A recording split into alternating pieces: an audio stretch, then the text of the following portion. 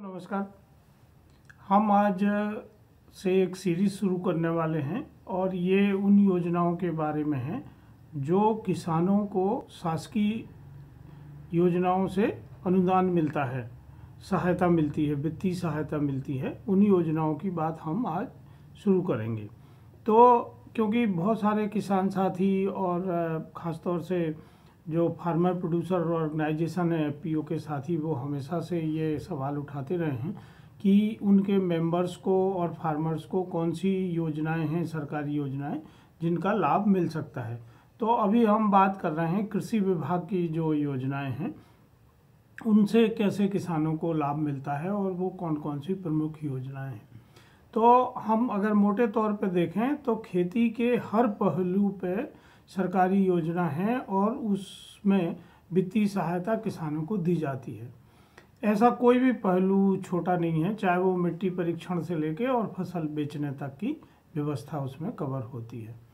ये योजनाएं जो होती हैं, ये दो तरह की योजनाएं होती हैं। एक योजना समूह ऐसा होता है जिसको हम कहते हैं इंटाइटल्ड बेस्ड, मतलब उसमें आप पात्रता रखते हैं, जैसे आप लघु और सीमांत कृषक हैं या आप 60 साल से ऊपर के कृषक हैं, तो या आप हरिजन आदिवासी कृषक हैं, तो उस योजना में आपको ऑटोमेटिक पात्रता आती है और ऐसी योजनाओं को कहते हैं हम एंटाइटल बेस्ड स्कीम्स। दूसरी होती हैं टारगेट बेस्ड स्कीम, जिसमें भारत सरकार या राज्य सरकारें एक बजट निर्धारित करती हैं और उसमें भौतिक और वित्तीय टारगेट होता है, लक्ष्य निर्धारित होते हैं कि कितने लोगों को कितने करोड़ रुपए की सहायता दी जाना है।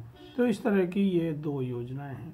चूँकि अभी आधुनिक युग है और इंटरनेट का बहुत बड़ा उपयोग गवर्नमेंट में शुरू हो गया है ऑनलाइन, तो अब योजनाओं का लाभ दो तरीके से मिलता है। एक योजनाएं वो हैं जो ऑनलाइन हैं, जिनके आवेदन ऑनलाइन होते हैं, और दूसरी योजनाएं वो हैं जिनके आवेदन ऑफलाइन होते हैं, जो आपको किसी भी दफ्तर में जाके उसका आवेदन देना पड़ता है, सरकारी कर्मचारी से मिलना पड़ता है।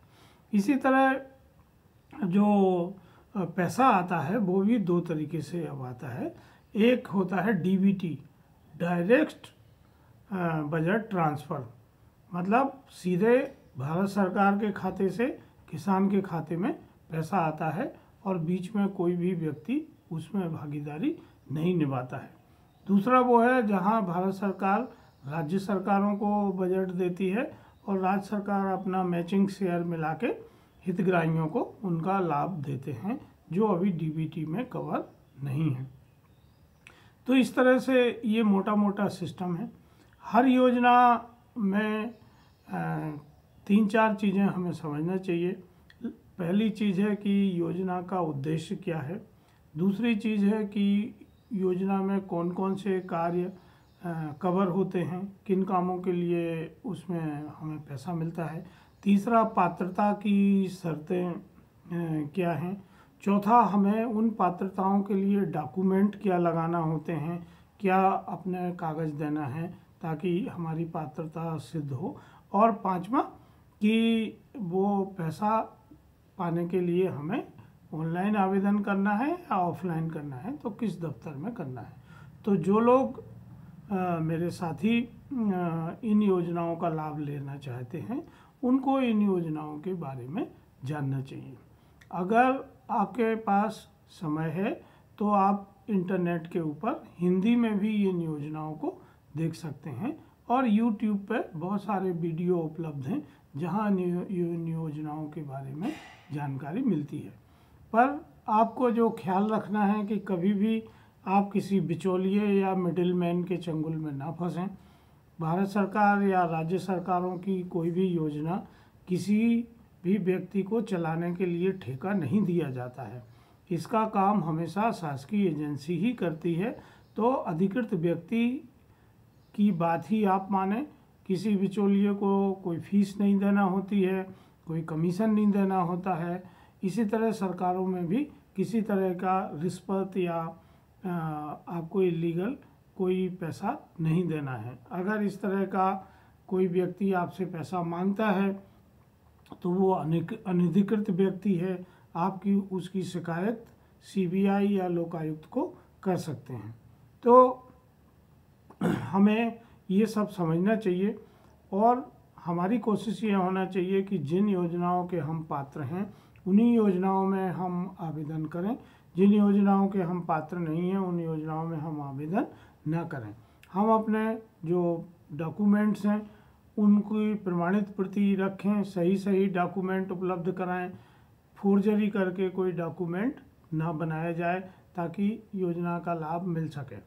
इसी तरह जो जानकारी आप दे रहे हैं वो सत्य और प्रमाणित जानकारी होना चाहिए। अगर आप असत्य जानकारी देके योजना का लाभ लेते हैं तो आपके खिलाफ भी कानूनी कार्रवाई हो सकती है। तो योजनाएं आपको फ़ायदा देने के लिए हैं। जिन योजनाओं में जो पैसा आपको मिलता है उसका उपयोग आपको उसी काम के लिए करना चाहिए, उसका डाइवर्सन नहीं करना चाहिए, तो ही आप अपनी अर्थव्यवस्था संभाल के काम कर सकते हैं।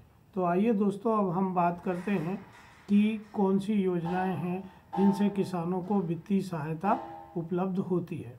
तो पहली योजना जिसकी हम बात करेंगे वो है कृषि अधोसंरचना कोष। भारत सरकार द्वारा इंफ्रास्ट्रक्चर डेवलपमेंट के लिए राष्ट्रीय कृषि इंफ्रास्ट्रक्चर फाइनेंसिंग सुविधा शुरू की गई है, जो 2020 से शुरू हुई है, जुलाई से, और ये संपूर्ण प्रदेश में लागू है। इसमें सरकारी एजेंसियों को सहायता मिलती है, इसमें कोऑपरेटिव्स को सहायता मिलती है, एफपीओ को सहायता मिलती है, जो एग्रीकल्चर में लोग काम कर रहे हैं उनको सहायता मिलती है, स्व सहायता समूहों को इसमें सहायता मिलती है और ऑफकोर्स किसानों को भी सहायता इसमें मिलती है। इस योजना के तहत आपको अधिकतम 2 करोड़ रुपए तक का लोन मिलता है और इसमें आपको किसी भी तरह की कोलेटरल या गारंटी नहीं देना पड़ती है। इसके लिए भारत सरकार द्वारा सूक्ष्म और लघु उद्यमों के लिए क्रेडिट गारंटी फंड ट्रस्ट बनाया गया है, जिससे ये गारंटी आती है। और एफपीओ के मामले में जो एफपीओ को प्रोत्साहित करने के लिए सृजित सुविधा से ऋण गारंटी प्राप्त की जा सकती है, तो वो भारत सरकार गारंटी लेती है। इसमें जो काम आते हैं, इसमें किसी भी तरह के आप इंफ्रास्ट्रक्चर डेवलपमेंट का काम जो खेती से रिलेटेड है उनके लिए पैसा ले सकते हैं। और इसमें पैसा लेने के लिए आपको ऑनलाइन आवेदन करना होता है, बैंक के थ्रू ये पैसा मिलता है। तो बैंक में आपको पूरा प्रोजेक्ट सबमिट करना पड़ता है। जब वो प्रोजेक्ट बैंक अप्रूव करता है तो ही इस योजना का लाभ आपको मिल सकता है। जो दूसरी योजनाओं का समूह है वो है कृषकों के लिए ऋण सुविधा। कृषकों के लिए ऋण सुविधा देने के लिए, जैसे कि आप जानते हैं, राष्ट्रीयकृत बैंक हैं, वाणिज्यिक बैंक हैं, क्षेत्रीय ग्रामीण बैंक हैं और सहकारी ऋण संस्थानों का एक बड़ा नेटवर्क है जिसके आधार पर ये सुविधा मिलती है।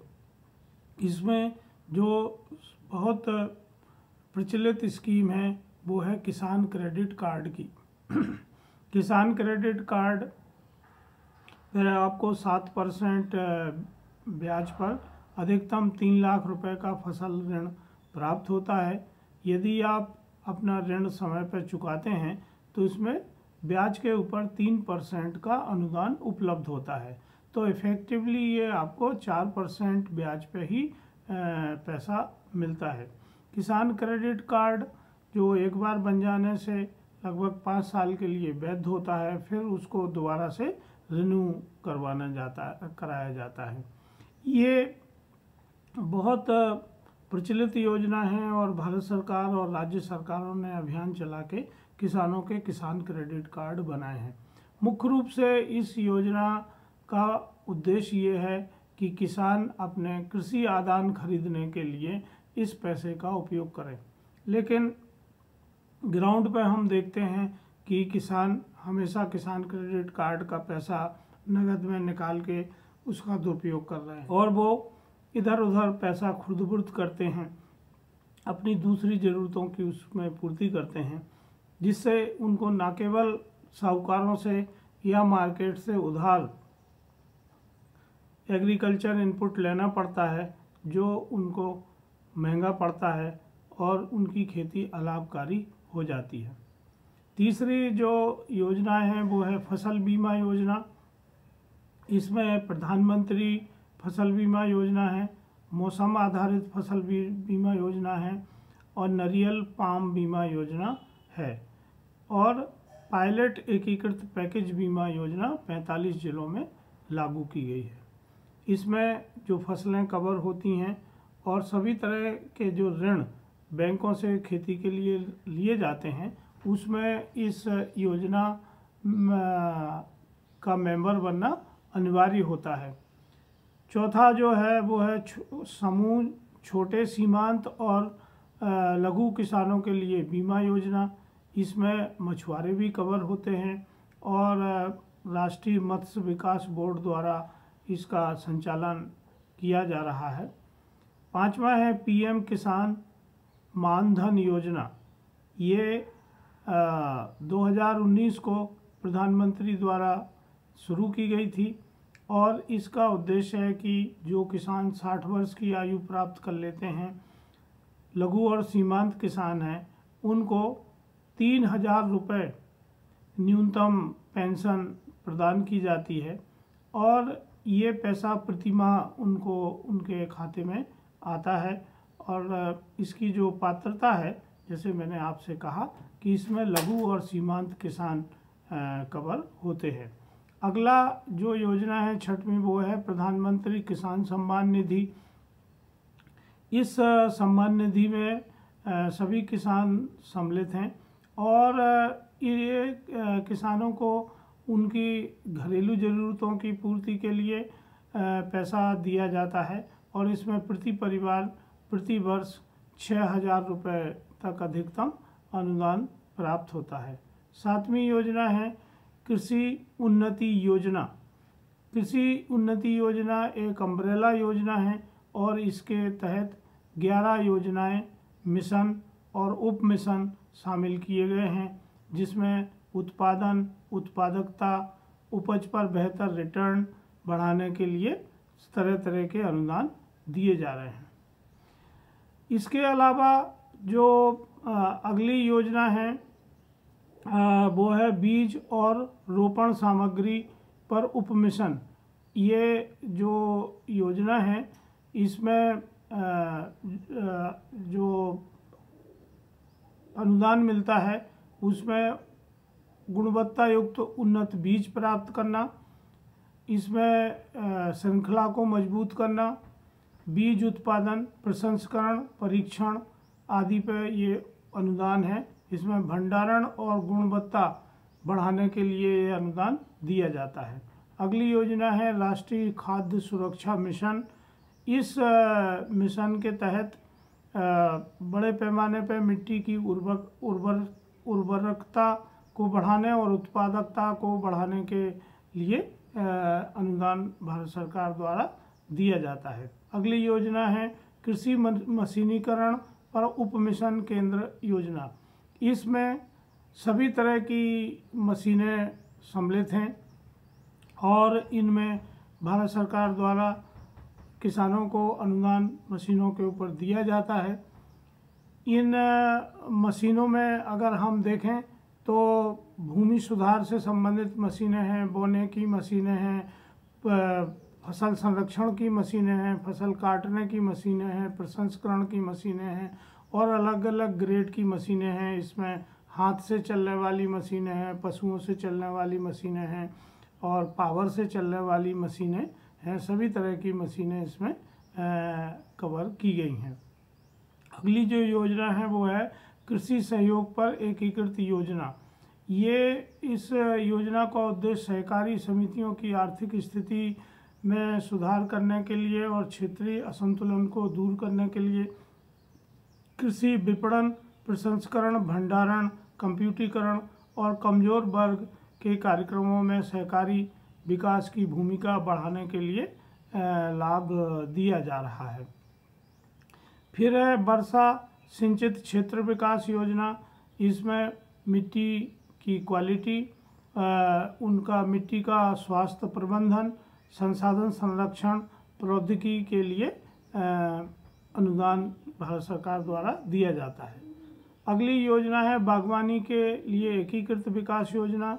ये नेशनल हॉर्टिकल्चर मिशन के माध्यम से चलाई जाती है और इसमें सभी तरह के अनुदान शुरू से नर्सरी से लेके बीज के ऊपर, मशीन उपकरण के लिए, पॉली हाउस के लिए और ट्रांसपोर्ट के लिए, पैकिंग के लिए सभी तरह के अनुदान इसमें सम्मिलित हैं।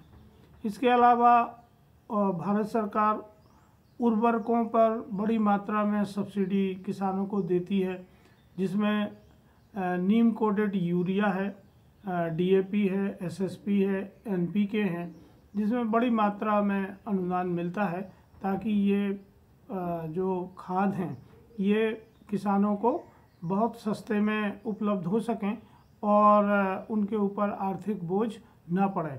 पर यहाँ ये समझना ज़रूरी है कि ये जो अनुदान है वो किसानों को न आके जो खाद निर्माता कंपनियां हैं उनको ये अनुदान मिलता है, और जिसका परोक्ष रूप से लाभ किसानों को होता है, क्योंकि फिर भारत सरकार मैक्सिमम रिटेल प्राइस तय करती है और उसी पर कंपनियों को अपने उत्पाद बेचना पड़ते हैं। मृदा स्वास्थ्य कार्ड योजना है। भारत सरकार ने व्यापक तरीके से मिट्टी परीक्षण कर उसके हेल्थ कार्ड जारी करने का कार्यक्रम हाथ में लिया है, ताकि किसान ये समझ सकें कि उनकी मिट्टी में कौन से तत्व हैं और कौन से तत्वों की कमी है, जिसकी पूर्ति उनको आर्टिफिशियल तरीके से खाद डाल के करना है। इसके अलावा भारत सरकार द्वारा पिछले सालों से परंपरागत खेती को बढ़ावा देने के लिए तरह तरह की योजनाएं शुरू की गई हैं और ऑर्गेनिक फार्मिंग को बढ़ावा देने का काम किया जा रहा है, जिसमें बर्मी खाद बनाना, मिट्टी परीक्षण करना, पौध संरक्षण के लिए रसायन तैयार करना और मिट्टी सुधार के लिए उत्पाद बनाने के ऊपर अनुदान है। सिंचाई प्रबंधन के लिए ड्रिप इरिगेशन पर अनुदान दिया जाता है। जैसे मैंने आपसे कहा, बागवानी के लिए हाईटेक नर्सरी बनाना, संकर बीज बनाना, ओपी बीज की फसलें बोने पर अनुदान है। टिश्यू कल्चर के ऊपर अनुदान है। फूल, सुगंधित पौधे, मशरूम और इसमें लगने वाले सभी तरह के उपकरणों पर अनुदान है। अगला जो है वो है एकीकृत कटाई उपरांत प्रबंधन। तो पोस्ट हार्वेस्ट लॉसेस को कम करने के लिए इस योजना के तहत अनुदान दिया जाता है, जिसमें पैक हाउस हैं, इसमें ग्रेडिंग की इकाइयां हैं, धुलाई की इकाइयां हैं, सुखा कर तौलने की सुविधाओं के साथ कूलिंग चैम्बर बनाना है, मोबाइल कूलिंग यूनिट बनाना है, कोल्ड स्टोरेज बनाना है और पकाने के लिए राइपनिंग चैम्बर बनाना है। इस तरह लगभग सभी तरह की योजनाएं इसमें आती हैं और इसमें कोशिश ये की जा रही है कि जो खासतौर से हॉर्टिकल्चर की फसलें हैं, जैसे प्याज के लिए गोडाउन बनाना आदि पर सुविधाएं इसमें दी जाती हैं। और अगली योजना जो हम इस कड़ी में बात करना चाहते हैं वो है प्रमाणित बीजों के उत्पादन के लिए सहायता। भारत सरकार हमेशा से ये कोशिश करती है कि किसानों को अच्छी किस्म के प्रमाणित बीज मिले और बीजों से खेती की गुणवत्ता सुधरती है और 15 से 20% उत्पादकता में फर्क आता है। तो अच्छे बीज उपलब्ध कराने के लिए ये योजनाएं चलाई जा रही हैं। मेरा आप सबसे अनुरोध है कि अगर आप किसी भी खेती की योजना का लाभ लेना चाहते हैं तो हर जिले में उप संचालक कृषि का कार्यालय होता है। गांव के स्तर पर कृषि विस्तार अधिकारी होते हैं, उनसे आप संपर्क करके और डिटेल जानकारी ले सकते हैं ताकि आप सुविधा से इन योजनाओं का लाभ ले सकें।